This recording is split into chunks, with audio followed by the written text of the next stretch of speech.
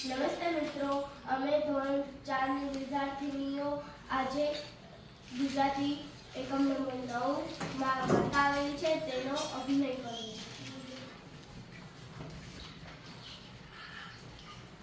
मधुवन में जो कन्हैया किसी को प्रीत मिले, कभी मुस्काए कभी छेड़े कभी बात करे, राधा कैसे ना जले राधा कैसे ना जले.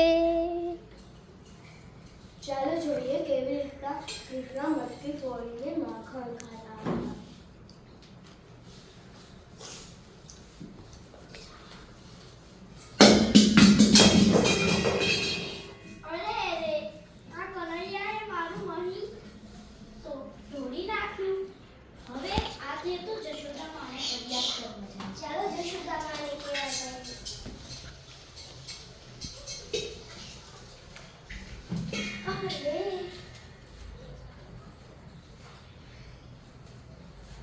અરે આવો આવો ગોપીઓ, બેસો. શું કામ પડ્યું? અરે જશોદા માતા, આ તમારા કનૈયાને કહી કહો ને, અમે હજી મથુરામાંથી મહી લઈને આવ્યા અને તેણે પાણકા મારીને અમારું આ મહી તોડી નાખ્યું. અરે આજ તો આવવા દો તે બની.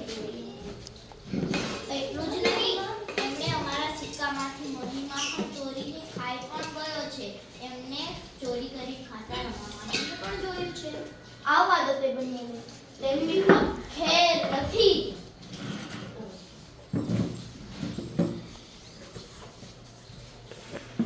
માતા જશોદા, શું થયું? અરે સોની, આ કૃષ્ણની રોજ ફરિયાદ હોય છે. જો કાલે તો હજી કાંઈક બીજું ફરિયાદ હતી, તો આજે ફરિયાદ આવી ગઈ કે મારું મહી માખણ છે. શું આયા મહી માખણની કમી છે? ના, તું શું કામ એવું કરતો હશે? આ તો આવવા દો, તેની ખેર નથી. માતા યશોદા, હું એને બોલાવીને આવું? અરે હમણાં જ આવતા હશે બે. શું એમાં જાવું છે? ઠીક છે. આ આવ્યા. અરે કૃષ્ણ, તારથી તો હું કંટાળી ગઈ છું. રોજ તારે નવી ને નવી ફરિયાદ હોય છે. જો આજે તે શું કામ ગોપીઓનું માખણ કરી? ના, મેં નથી ખાધી. અરે સાચું બોલ રે. આજ ગોપીઓ બધી આવી હતી તે કહેતી હતી કે મારું માખણ ગયું. માં, તું સાવ ભોળી છે. ઈ બધા છે ગોપીઓ છે ને, ઈ મથુરામાં માખણ વેચતા થાય છે. એના છોકરાને નથી ખવડાવતી. અરે બોલાવતા હો તે ગોપીઓને. આજ તો તેમની પણ ખેર નથી.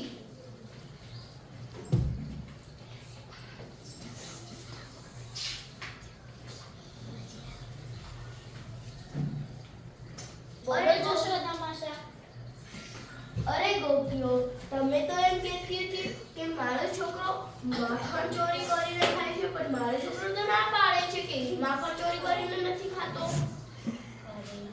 એ ખોટું બોલે છે.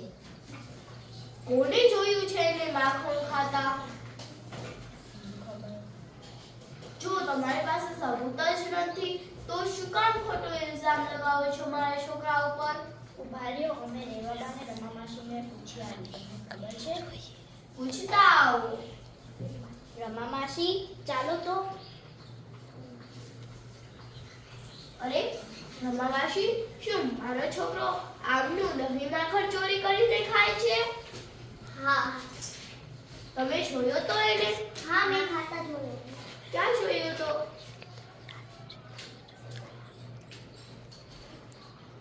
ગોપીના ઘરે.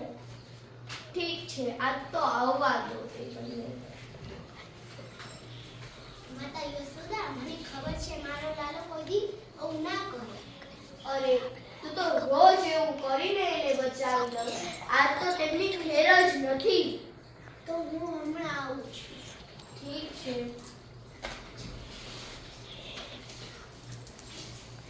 હવે આપણે એને ખબર પડશે કે તે સાચું છે કે ખોટું. ચાલો આપણે આગળ જોઈએ.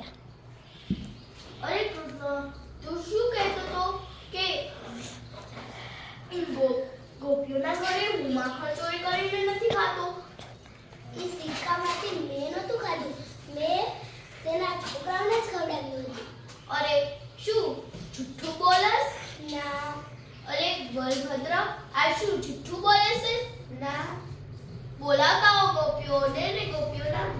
બોલે.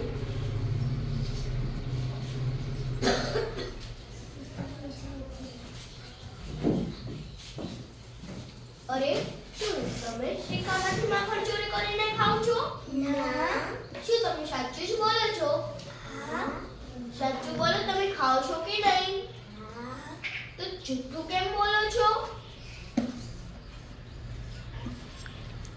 કદી જિંદગીમાં જુઠ્ઠું ના બોલાય. જો જુઠ્ઠું બોલો તો જુઠ્ઠું બોલવાની જ આદત પડી જાય છે.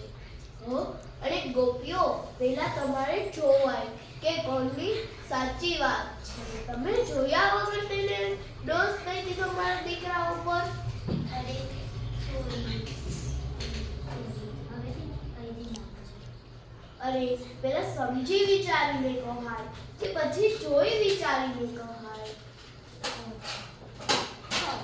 તારે તો ઘરે અરે ગોપીઓ, શું થઈ જશે? અરે કોઈ દી બાળકો જો જુઠ્ઠું બોલીને સાચું બોલતા હોય તો તેને મોરાય નહીં, નકર તે જુઠ્ઠું બોલતા શીખી જાય. હા, હવેથી બસ જો એવું જોઈએ તો તમે બારણા બંધ કરીને જતા હોય તો. હવેથી હું બારણા બારી બધું બંધ કરી દઉં. ઠીક છે, પણ મારતા નહીં તે બંનેને. માતા યશોદા, ફરથી શું થયું? અરે જો ને આ ગોપીઓ પેલા એમને ખબર નથી કે એના જ દીકરા એનાથી ચોરી કરીને ખાય છે અને ખોટો મારા દીકરા ઉપર ઇલ્ઝામ લગાવતી માતા હતી. યશોદા, હું કહેતી હતી ને, મારો લાલો હું કદી ન કરે. અરે કૃષ્ણ, ઓ કૃષ્ણ, ક્યાં ચાલ્યો ગયો? હા, આવ્યું. ક્યાં ગયો તો પણ? અરે બારે પણ શું લેવા ગયો તો? કાંઈ નહીં, બસ એવું. ઠીક છે, આ સિક્કામાં માખણ પડ્યું છે ઈ લઈ લે. ઓમ તો કાંઈ કોઈ ખાતા નથી. હા, લઈ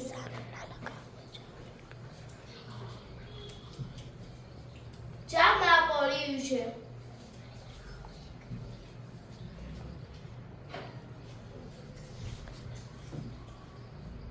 અરે શું તારે ગાયો ચરાવવા નથી જવું? જાવું જ છે. તો જા, હવે શેની વાર છે? માં યશોદા, હું પણ એની ઘેર જાઉં. હા ઠીક છે, પણ જલ્દી પાછા આવજો. ઠીક છે. આ વાતથી આપણને ખબર પડે છે કે આપણે કોઈ દી જૂઠું ન બોલવું જોઈએ અને કોઈ ઉપર કારણ વગરનો ઇલ્ઝામ ન લગાવવો જોઈએ.